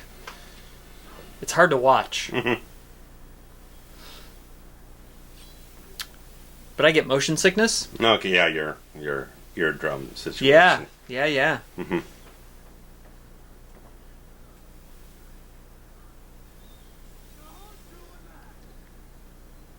Yeah. That's a good line. I feel like Olyphant definitely sells it more than I think O'Connell would as a sinister character. I agree. He just looks... Yeah, Olyphant's got the look for it.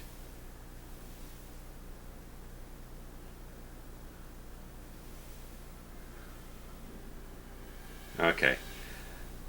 But I think she was also part of the original ending, so she didn't change her role in the whole thing. So it's almost like a 3-person team in a certain way. I'm thinking that's the case.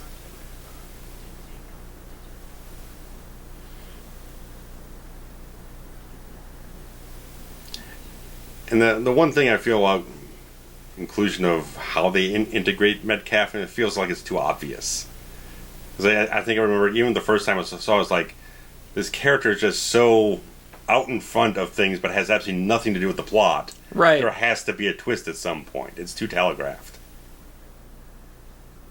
It would have been nicer if it was like someone that kind of endears herself a little bit to Gale, and they're kind of working it together or whatnot. Then she swerves her. It would have been nice if she was involved with the plot instead of showing up every 10 minutes to kind of be pushy newswoman or whatnot. Right. Fussy so newswoman. That also then, makes the convenient. I was there just outside the crime thing even more tired. Yeah. When you count all of the times that she was there. Yeah. Now you have to go back and do it retroactively. Yeah. But still, you're like, ugh. Yeah.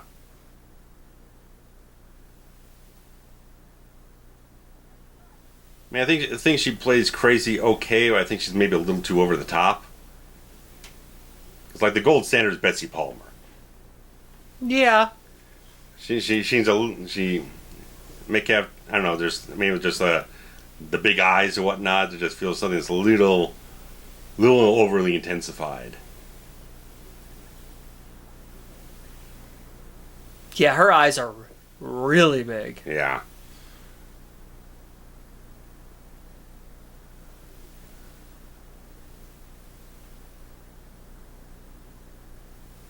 And again, and with her constantly showing up and pestering Gale's like, okay, well, what point did that have towards the ends of anything in the film? There was none.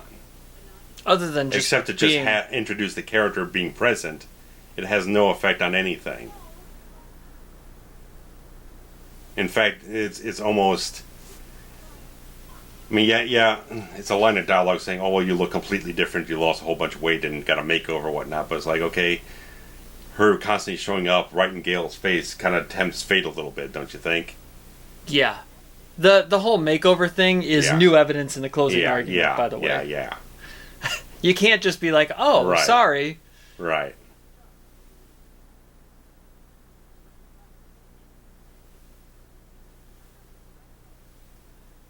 I mean, compared to the other 51-week turnarounds we've had, it's not bad. This isn't bad. It's not bad. This has a few things. Another draft, you clear up a lot of these issues.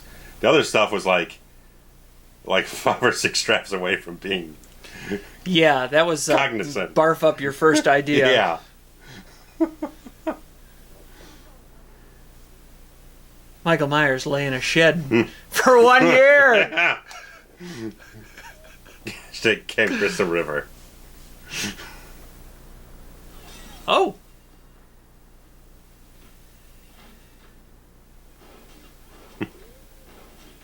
She doesn't know how to fire a gun. Look at her. No, she ain't no crack shot.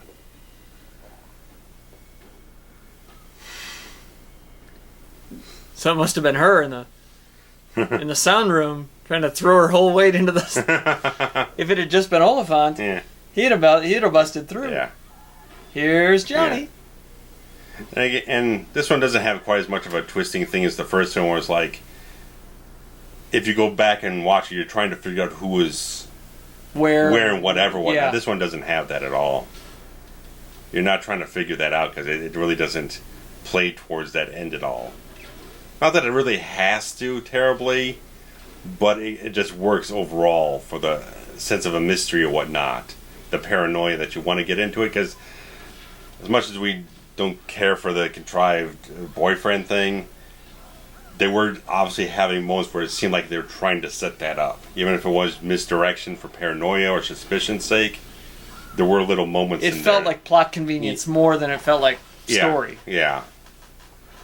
But at least I had that with her and Olyphant's character Mickey, just like they're not present enough in the story for that to be an element to play with.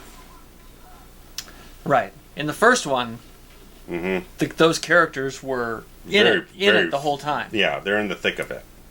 They're in like every other scene in the movie. Those are fake rocks, by the way. Styrofoam rocks. Yeah.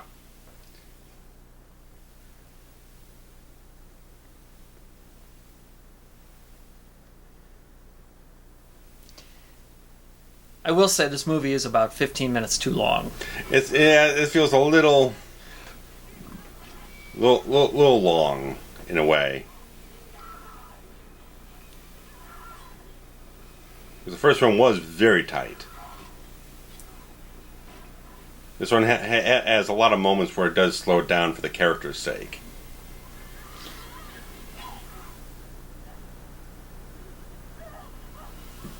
Which, I mean, at a 2-hour runtime, probably if they'd have just switched the parts around a little bit, cut here but added there, 2 hours probably would have been a good time to expand the story they had and make it better. And like you said, one more draft and they might have been just fine. Yeah. Good delivery on that. Yeah. Hit. And it's at least plausible enough that he hears all the explosions and stuff like that, maybe run around looking for Gale or whatnot, and comes around here. Yeah, but that still doesn't explain why he was in the right. in the sound room. Yeah.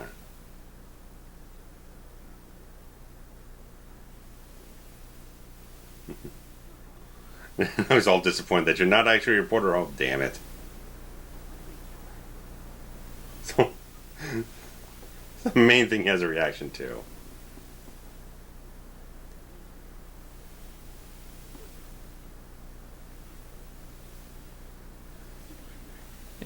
She is very over the top. Yeah.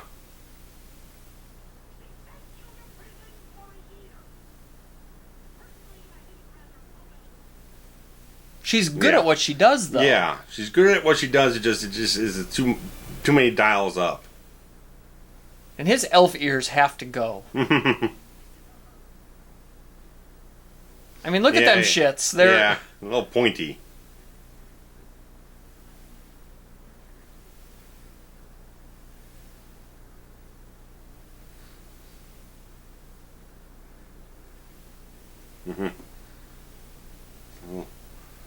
Coercion going on there. Oh, yeah.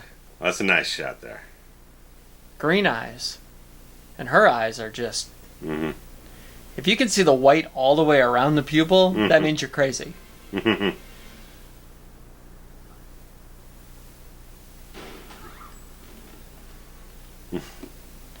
he hit? Who'd he hit? They're both down.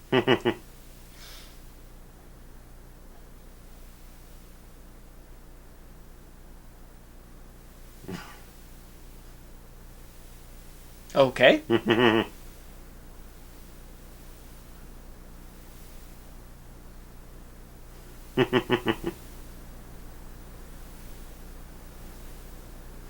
That's 2 dead Loomises. Didn't take 7 shots. No. No. I shot him 6 times.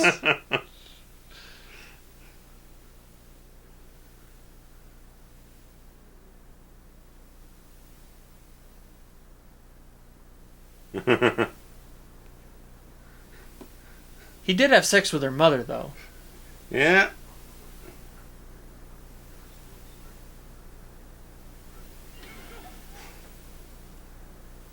I mean, yeah. I mean, with Liev, it's pretty entertaining that he goes from, like, he can be very intense and he's just gonna, the situation decompresses himself and is like, he's a dummy. He's kind of a dummy. I mean, he is a dummy. Yeah.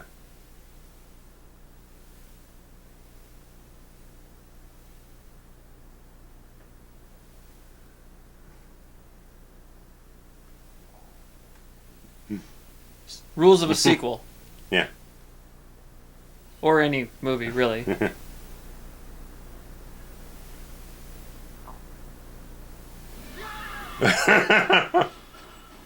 Hilarious. It's like Lethal Weapon or something. It's so good because you're waiting for Metcalf to sit up. Yeah. And that guy sprung up like fucking Judas back there. Oh,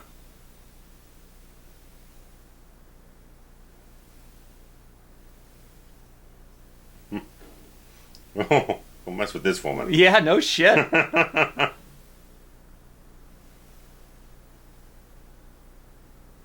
There's another brand name Bambalance that you're like, is that a real one? Is it? Joel.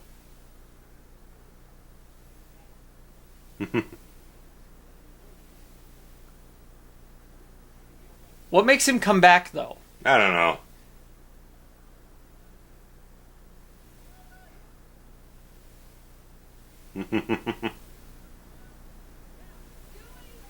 There we go. Again? Again.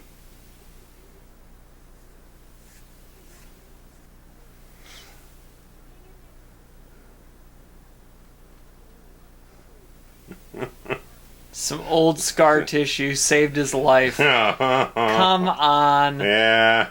Stop it. He's missing a shoe. Yeah, it's like Mick Foley. Didn't you say that earlier? When they're going against the plexiglass, yeah.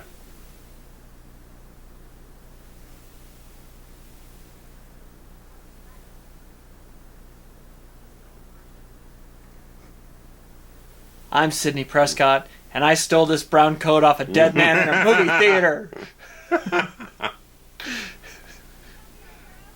That's nice. I mean, the hell did she want any of this?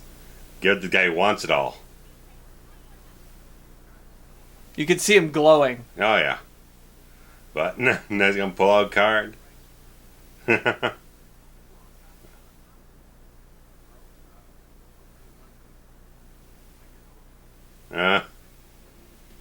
That loops back around to the beginning of the movie. And sets up a perfect scenario for part 3. Yeah. To be the sequel to Stab. Yeah. Which gets completely fucked over. I don't even want to think about Scream 3 right now. Yeah, bad idea they just did was that they originally were going to have someone in the Ghostface mask running around the tower there at the end. No. Don't be doing that. Thank you, Wes, for not doing that. You don't need that. This is not the end of Dream Master or something like that, where he shows up at the ripple in the fountain or something. Like, no. She will be present at another convention that I'm going to. And I don't think I'm going to pay to meet her, but in the event that I get to talk to her again, I would definitely like to get her opinion of Wes Craven. Okay. Like, tell me about Wes Craven. That would be my question for her.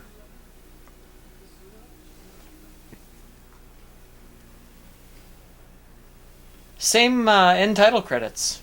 Yeah. As the previous film, because it looks like that 3D, like I was talking about last time.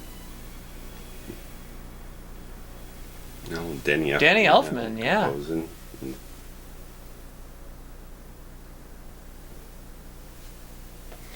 Then we'll get our curtain calls again. I was going to say, does it do the same? Oh, yeah. A little jumpy thingy. You know, kind of a ska or something version of Partridge Family song. Yeah, punk or...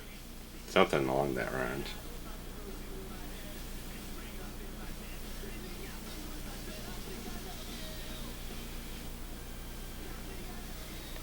Yeah, I mean, these are fun little credits. Yeah. I like it. Mm-hmm.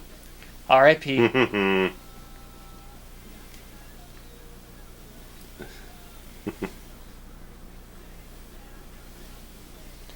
Elise Neal. Nah. Yeah. She's like one of the least developed characters of the whole film. Again, that makes it good that the ending got changed, because like you wouldn't. I mean, you don't really have much investment with Mrs. Loomis at all either. Boo! Boo! Oh, he's okay. Yeah. But at least with if he made the roommate the killer, and she's there in the whole movie, and there's not much of a character there. Oh, that's Portia de Rossi? Huh. No shit. Huh. Huh. So where do you know her from? She's married to Ellen DeGeneres. Okay. Well,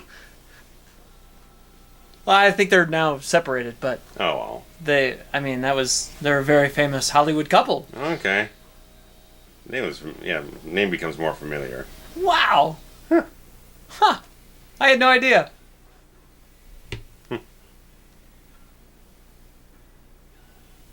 So, yeah, I mean, not the best sequel. No. Most of the ones that they were talking about in the film class were better. Yeah. Except House 2. That's not better. No.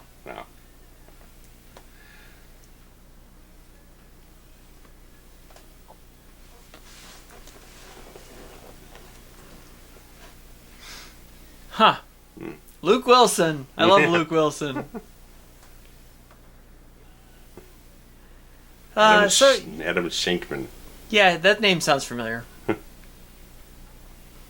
Oh, he is a choreographer. Okay. I want to say he was on like So You Think You Can Dance, or one of those reality dance kind of things. Oh, okay.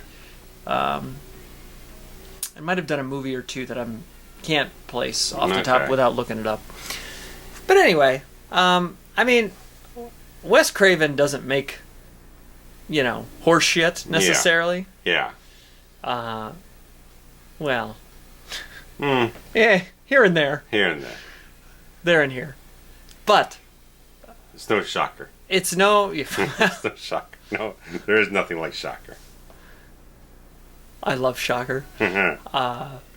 There's... I don't know, there's something about it that, even though it's a little silly, it's still fun. Yeah. It's a decent enough offshoot story. Yeah. I love that it takes itself not seriously. Not too seriously. Just has a few points where it loses its footing. But even just a few little even a mediocre movie is still better than a lot of sequels. Oh, hell yeah. I mean, compared to things like, Friday 8 Plus. Yeah. Or Halloween. Freddy's Dead. Right. Yeah, I mean, As entertaining movies. as those were at times, like, this is still a better movie. Yeah. There's a much more respectable film.